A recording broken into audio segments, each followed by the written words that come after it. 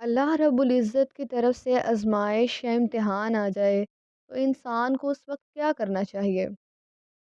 انسان کو چاہیے کہ وہ اس پر پورا اترنے کی کوشش کرے، صبر کرے اور شکر کرے، اور صبر و شکر کے ساتھ مشکل وقت کو گزارنے کی کوشش کرے تاکہ اللہ رب العزت اس کے اس عمل سے راضی ہو جائیں۔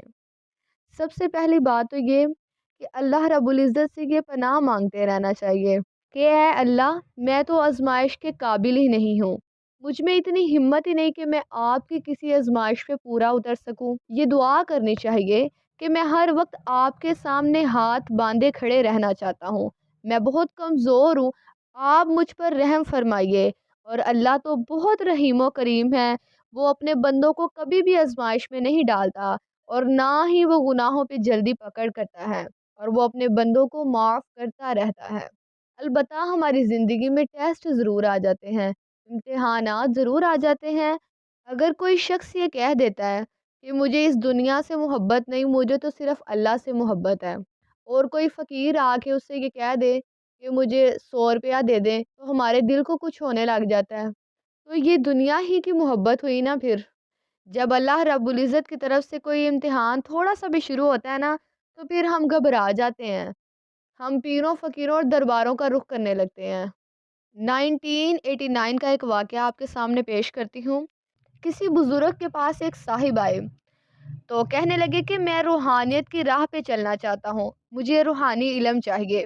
تو بزرگ کہنے لگے کہ آپ کسی ایسے صاحب کے پاس جائیے جو روحانیت سے واقف ہوں اور آپ کو علم دے دیں۔ لیکن وہ شخص بس ضد رہا کہ مجھے آپ سکھائیں۔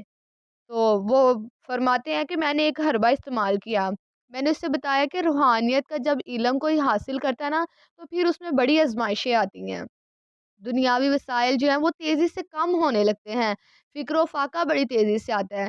لیکن وہ صاحب کہنے لگے کہ دنیاوی وسائل بہت ہے میرے پاس، بس آپ مجھے علم دے دیجئے روحانیت کا۔ تب ان بزرگ نے نا اس کو ایک لفظ پڑھنے کے لیے دیا اور کہا کہ یہ لفظ پڑھتے جاؤ، اللہ تمہیں اپنے قریب کر لے گا۔ ایک ہفتے کے بعد وہ صاحب دوبارہ اس بزرگ کے پاس گئے اور کہنے لگے یہ واپس لیجیے اپنا لفظ، میں تو اس کو پڑھنے کے بعد فاقوں پہ آ گیا ہوں۔ اب آپ اس واقعے سے سمجھے کہ جو روحانیت چاہتا ہے نا، اس میں برداشت ہونی چاہیے، اس میں صبر و تحمل ہونا چاہیے۔ اگر دنیاوی وسائل کم ہو بھی گئے ہیں تو اللہ پر توکل رکھے، اللہ دیں گے، اسے ضرور دیں گے۔ انسان کو بہت سوچ سمجھ کر زبان پر الفاظ لانے چاہیے۔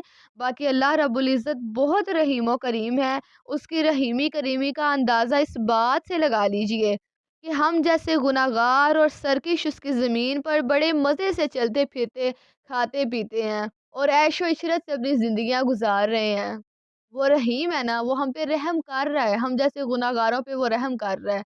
تو اللہ سے ہمیشہ اچھی توقعات رکھنی چاہیے، بلکہ اللہ پہ یقین ہونا چاہیے ہمارا کہ جو بھی ہے، جو بھی دے گا وہ اللہ ہی دے گا۔ اللہ رب العزت ہمیں اپنے ایمان کو مضبوط کرنے کی توفیق عطا فرمائے۔ آمین۔